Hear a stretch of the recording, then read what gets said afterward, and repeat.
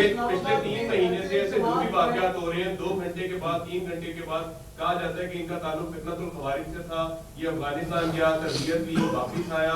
ये सारी इंफॉर्मेशन 2-3 घंटे में कलेक्ट कर ली जाती है, लेकिन अगर इतनी ज्यादा इंफॉर्मेशन हमारे पास होती है तो ऐसी कोई भी कार्रवाई होने से पहले हम इसका रोक भी सकते हैं। अल्लाह ताला आपको अपने ज़मान में रखे। आप यहाँ से बाहर निकल के खुदा ना खास्ता आपका एक्सीडेंट हो जाए तो मैं बता दूंगा कि जी इसकी गाड़ी वहाँ से लगी, सामने से गाड़ी आ रही थी, इस तरह लाइट टूटी, ये चीज़ें हुई। अब मैं जोशी तो नहीं हूँ, ना हुकूमतों के पास कोई ऐसा इल्म है गैब का कि जिसके ज़रिए पहले से पता करवा लिया जाए, मगर सिक्योरिटी एजेंसीज़ जो कुर्बानियाँ दे रही हैं, इंटेलिजेंस बेस्ड ऑपरेशन में भी हमारे जवान भी शहीद होते हैं, अफसर भी शहीद होते हैं।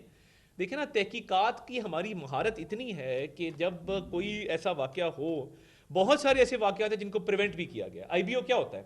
IBO की तब किया जाता है बेस्ड ऑन प्रिसाइज इंफॉर्मेशन कि जी फॉर एग्जांपल फ़लाँ तहसील के फ़लाँ गांव में फ़लाँ मौजे में फ़लाँ घर के अंदर ये कार्रवाई हो रही है। IBO होता है, बंदे पकड़े जाते हैं, असला जो है वो लिया जाता है तहवील के अंदर और उनको उनके खिलाफ मुकदमा कायम किया जाता है। अब मसला ये है कि जब खुदा ना खास्ता कोई ऐसा वाक़या हो जाए, उसकी जब तहकीकात होती हैं तो शनाख्त के ज़रिए, फोरेंसिक्स के ज़रिए और इंटेलिजेंस शेयरिंग के ज़रिए तमाम तर मालूमात लेके तो उनके हैंडलर्स को पकड़ा जाता है। कचहरी वाला जो वाक़या था, 48 घंटे के अंदर उसका हैंडलर पकड़ा गया, हैंडलर के साथ जो बाकी लोग शरीक थे वो पकड़े गए, पूरी डिटेल सामने आई और उनको कैफरे किरदार तक पहुंचाया गया है।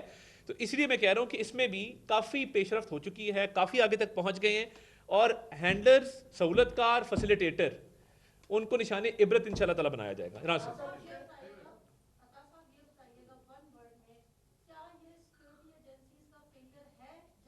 No, not at all.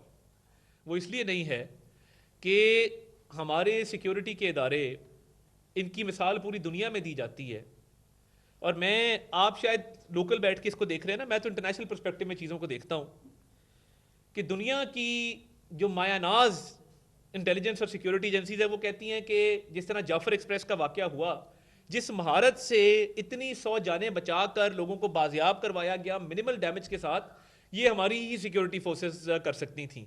और बात यह है कि जब हमारे से 5 गुना बड़ा दुश्मन मई में आपके सामने आया था ना, ये लाहौर में ड्रोन फिर रहे थे, तो जब उसको मुंह तोड़ जवाब दिया गया, 2 घंटे के अंदर घुटनों के बल आके उसने कहा जी मेरी सुलह करवाएं, मैं माफ़ी चाहता हूँ।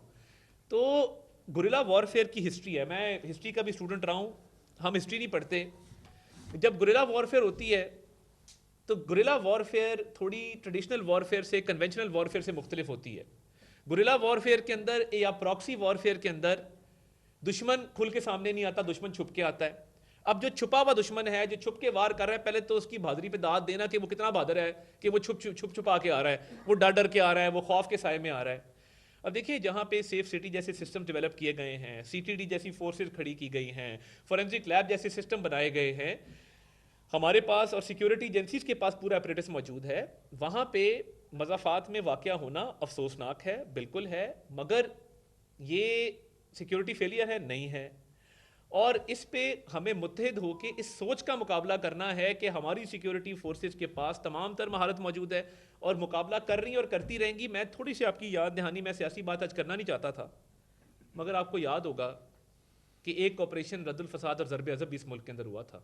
आपको ये भी याद होगा कि खुदकश धमाके ख़त्म हो गए थे। आपको ये भी याद होगा कि कराची का अमन भी बहाल हो गया था। फिर एक हुकूमत आई, मैं किसी आज सियासी बात करने के इरादे से नहीं आया था, मैं एक ऐसे इदारे में मौजूद हूँ जहाँ मुझे जेब नहीं देता, मगर अब आपने इस बात को छेड़ा है तो मैं सिर्फ आपकी थोड़ी सी याद दहानी कराता चलूँ कि किसी ने ये कहा था कि ये पुरअमन लोग हैं, हमारे भाई हैं, इनसे हमें बातचीत करनी चाहिए और इनको सेटल्ड एरियाज़ में ला के बसाया गया था। उसी सोच ने, जो तालिबान खान की सोच थी, उसी सोच का आज खमियाजा भुगत रहे हैं ना। इनको तो हमने, जो कुरान का हुक्म था बेदखल करो, हाथ पैर काट दो, कत्ल कर दो, हमने तीनों चीज़ें की। हमने इनको बेदखल भी किया, हमने इनके हाथ पैर भी काटे, हमने इनको कत्ल भी किया और इनको निकाला इस इलाके से और खात्मा किया दहशतगर्दी का। अब ये जो दहशतगर्दी वापस आई है, इसके पीछे PTI है। ठीक है जी सर, ये बड़ी खुशहाल बात है। सर, ये बड़ी खुशहाल बात है। हुकूमत बड़ी क्लियर है कि वो इनका कला कमा करके सांस लेगी। गुजारिश ये है कि 2 तरह के बात इस वक्त दरपेश हैं। एक फौरी तौर पर सोशल मीडिया पे एक फाइट शुरू हो जाती है जो हुकूमत को हमेशा उसके नेगेटिव प्रोपेगेंडा जो है उसको प्रमोट करती है। उस हवाले से चले, ये तो नहीं पता और हमें ये भी पता है कि पिछले कुछ अरसे में जो हुकूमत ने या इदारों ने जो इनके कार्रवाइयाँ नाकाम की हैं वो भी बहुत सी ऐसी हैं इनको रजिस्टर्ड हुई और नाकाम हुई हैं तो लोगों को से इल्म नहीं है। ये बताइए कि सर ये फौज जो प्रॉपर करना शुरू हो जाता है वो तो आपके सामने उसका अभी तक क्यों नहीं कुछ सदैव प्रॉपर हो सका और बलोचिस्तान और इसमें कितनी मुमासलत है और कितनी देर तक आप जो कह रहे हैं कि आपके पास बहुत इंफॉर्मेशन है तो कितने दिनों में आप सारे कह देखिए मैं अगले 48 घंटे में इंशाल्लाह बहुत सारी इन्फॉर्मेशन आपसे शेयर हो जाएगी। ये वजारत दाखिला मोहसिन नकवी साहब पूरी तरह मुतहरिक हैं, वज़ीर आज़म साहब को अपडेट किए हुए हैं और इस हमले के हवाले से मुकम्मल तौर पे तमाम तफसीलात ली जा रही हैं। देखिए जहाँ तक बलूचिस्तान का ताल्लुक है तो वो BLA के फितनल हिंदुस्तान के फंडेड लोग थे और बहुत जल्द उनका मुकाबला करके तो वो वाइंड अप किया गया ऑपरेशन और बड़े नुकसान से हम बच गए अल्हम्दुलिल्लाह। ये जो वाक़या हुआ है ये वन ऑफ एक सुसाइड बॉम्बर था जिसका नाम यूसुफ था, जो चल के आया है, जिसने आके इमाम बारगाह के बाहर जो है वो जो उनका एक एंट्रेंस है वहाँ पे ये ब्लास्ट किया है।